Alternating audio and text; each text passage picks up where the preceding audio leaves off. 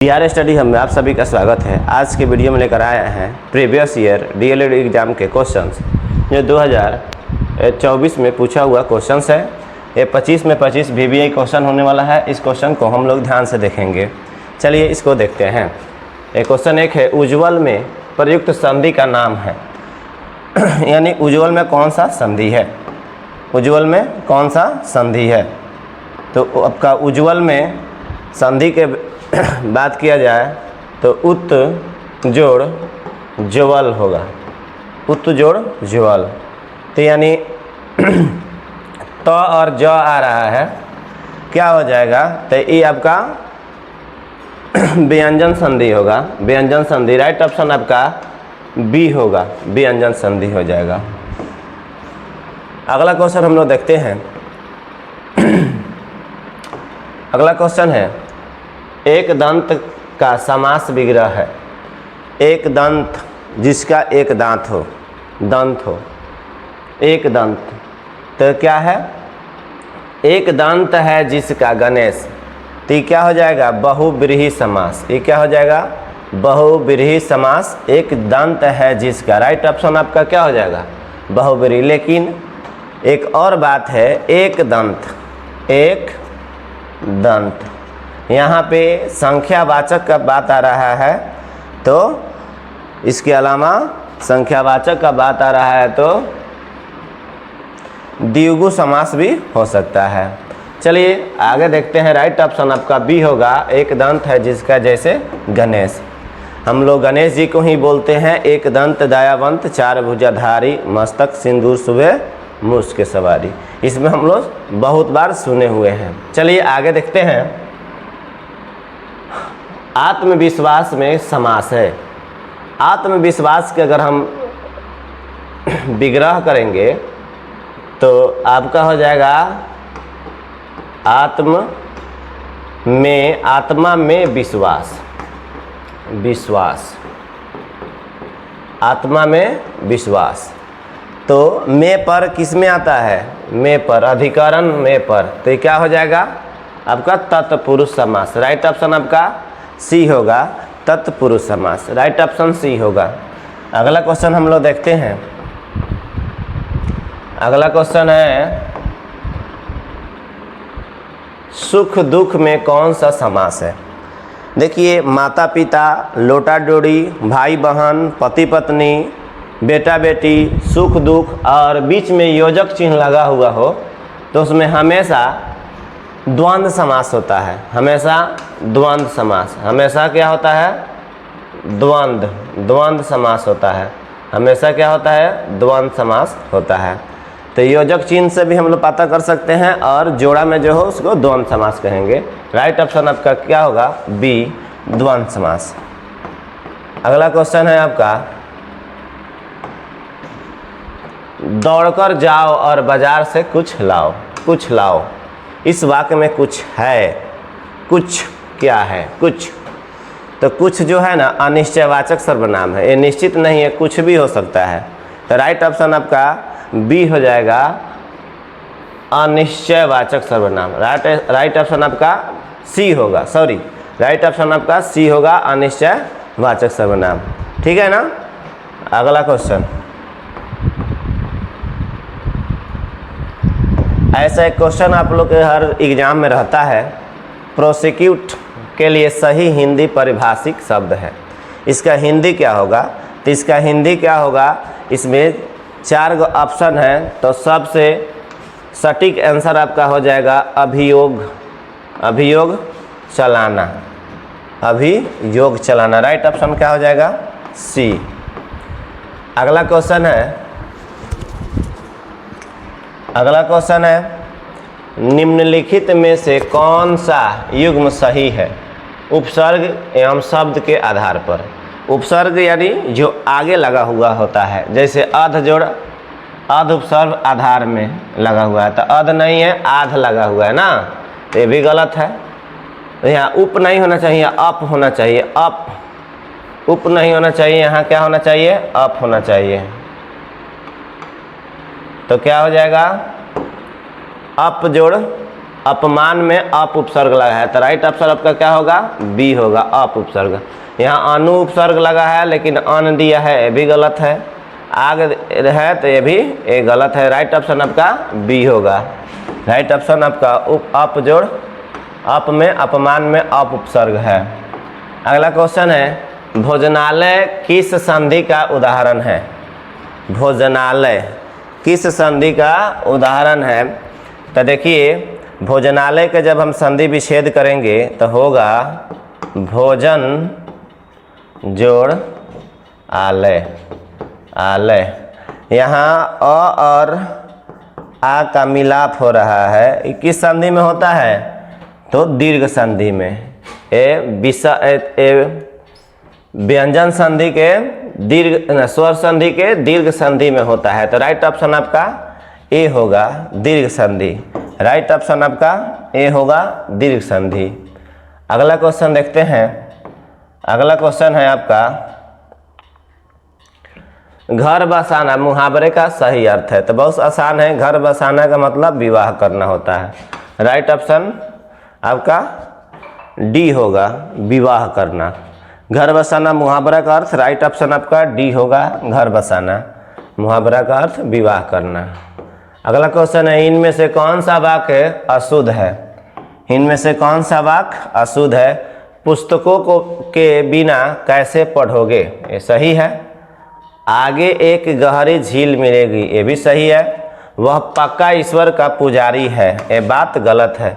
या है के जगह पर क्या होना चाहिए, वह पक्का ईश्वर के पुजारी होगा, तब यह शुद्ध होता। ये क्या है, राइट ऑप्शन आपका सी होगा, वह पक्का ईश्वर का पुजारी है, ये अशुद्ध है। राइट ऑप्शन आपका सी होगा। अगला क्वेश्चन हम लोग देखते हैं। क्वेश्चन है उसका कुत्ता अत्यंत आज्ञाकारी है, रेखांकित शब्द का कौन सा पदबंध है। तो ये अत्यंत आज्ञाकारी में रेखांकित है। तो आज्ञाकारी क्या है, एक गुण है, एक क्या है, एक विशेषण है, विशेषता है। तो राइट ऑप्शन आपका ए होगा, विशेषण पदबंध है। राइट ऑप्शन आपका ए होगा, विशेषण पदबंध है। अगला क्वेश्चन देखते हैं। वह पैदल नहीं चल सकता, इस वाक्य में कौन सा वाच्य है। वह पैदल नहीं चल सकता, यानी चलने का काम कौन कर रहा है, वह, एक कृतवाच्य हो जाएगा। राइट ऑप्शन आपका डी होगा। यह कर्ता, यह वह क्या है, यह वह करता है, क्या है, करता है। तो कर्ता से क्या होगा, कृतवाच्य होगा। राइट ऑप्शन आपका डी होगा, कृतवाच्य। राइट ऑप्शन आपका डी होगा। अगला क्वेश्चन देखते हैं।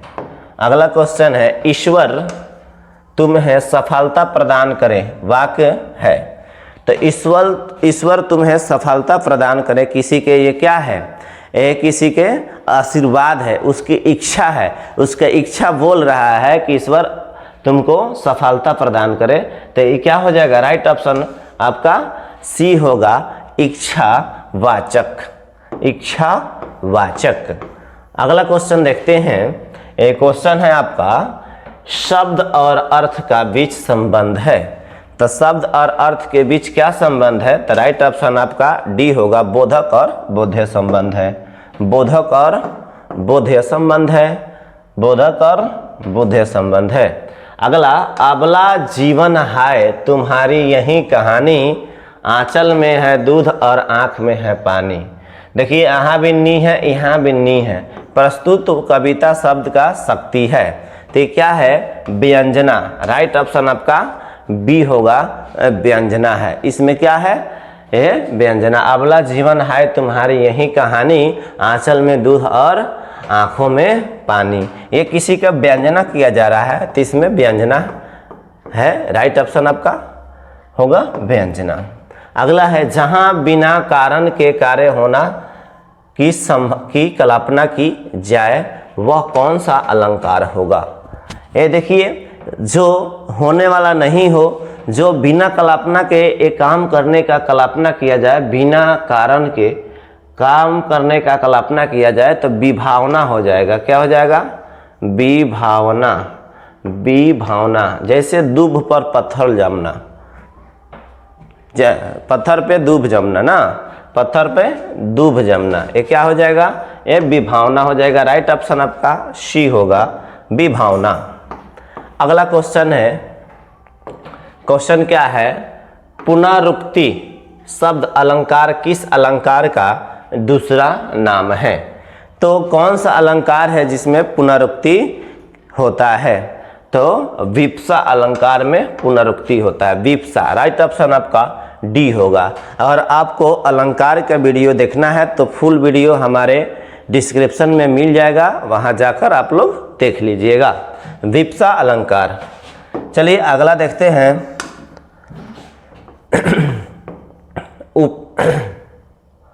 क्या है, उपमान और उपमेय के अभेद क्या कहलाता है? उपमान और उपमेय का अभेद क्या कहलाता है? तो ये क्या है, उपमान और उपमेय का अभेद को रूपक अलंकार कहते हैं, रूपक अलंकार कहते हैं, रूपक अलंकार कहते हैं। राइट ऑप्शन आपका बी होगा। माया दीपक नर पतंग भ्रम इवे पंडित में अलंकार है। माया दीपक नर पतंग भ्रमी इवे में कौन सा अलंकार है? माया दीपक, ये क्या है, रूपक अलंकार होगा। इसमें क्या है, राइट ऑप्शन आपका बी होगा, रूपक अलंकार। राइट ऑप्शन बी होगा, रूपक अलंकार। अगला क्वेश्चन है, देखते हैं। सखी सोहत गोपाल के उर गुरजन की माल बाहर लसत मनु पिए दवानल की ज्वाल। इस वाक्य पंक्ति में कौन सा अलंकार है? देखिए आपको पहले भी वीडियो में बताया गया, जन जनहु जानू मन मनु मानू। अगर ये रहे तो कौन सा अलंकार होता है? ये रहे तो आपका उत्प्रेक्षा अलंकार होता है। जन जनहु जानू मन मनहु मानू, अगर इसमें से कोई भी रहता है इसके बीच में तो क्या हो जाता है, उत्प्रेक्षा अलंकार होता है। तो राइट ऑप्शन आपका ए होगा, उत्प्रेक्षा अलंकार। अगला क्वेश्चन है आपका, क्वेश्चन है प्रिया मेरी अब हार विजय क्या। इस पंक्ति में कौन सा अलंकार है? देखिए बिना विरोध के ही यह हार मान रहा है। तो देखिए हार यानी अपने आप ये क्या कर रहे हैं, विरोधाभास प्रकट कर रहा है। तो राइट ऑप्शन क्या हो जाएगा, विरोधाभास अलंकार होगा। राइट ऑप्शन डी हो जाएगा आपका विरोधाभास। अगला क्वेश्चन है, अगला क्वेश्चन है जिन रचनाओं में वर्ण मात्रा यति गति से संबंध नियोजित पद्य रचना होती है वह वाक्य कहलाती है। यानी जिन रचनाओं में वर्ण मात्रा यति गति या संबंध नियोजित पद्य की रचना होती है वह छंद कहलाती है। क्या कहलाती है? छंद कहलाती है। तो राइट ऑप्शन आपका डी होगा, छंद। राइट ऑप्शन डी होगा, छंद। अगला क्वेश्चन है, अगला क्वेश्चन है द्रुत विलंबित और सवैया किस प्रकार का छंद है? तो ये वर्णिक छंद है। क्या है? वर्णिक छंद। राइट ऑप्शन आपका सी होगा, वर्णिक छंद है, यह वर्णिक छंद है। अगला 24 नंबर क्वेश्चन देखते हैं। गौड़ी रीति का संबंध किस वाक्य के गुण से है? तो ओज गुण से। राइट ऑप्शन आपका ए होगा, गौड़ी रीति का संबंध ओज गुण से है। राइट ऑप्शन ए होगा आपका ओज गुण। अगला क्वेश्चन है आपका लता ओठ सब, लता ओठ सब के सखिन लखाए श्यामल गौर किशोर सुहाए उपयुक्त पंक्ति में किस रस का संचार हो रहा है? यहाँ श्यामल जो शब्द है ये कृष्ण के लिए किया गया है और इसमें कृष्ण के प्रति प्रेम को दर्शाया जा रहा है। अगर किसी के प्रेम के प्रति दर्शाया जाए तो इसमें श्रृंगार रस होता है।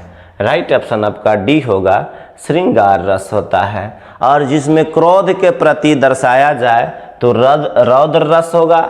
जिनमें वीर के प्रति दर्शाया जाए, जैसे खूब लड़ी मर्दानी हो तो झांसी वाली रानी थी, तो उसमें क्या है? वीर रस है। इसमें क्या है? वो वीर रस है। और भयानक रस जिसमें डर भावना का बात आता है वो भयानक रस होता है। अगर रस वाला वीडियो आपको देखना चाहते हैं आप, तो मेरा डिस्क्रिप्शन में उसका लिंक है, जाइए और वहाँ से फुल वीडियो देखिए। क्वेश्चन इतना ही तक, क्वेश्चन समाप्त हुआ। मिलते हैं नेक्स्ट वीडियो में। धन्यवाद।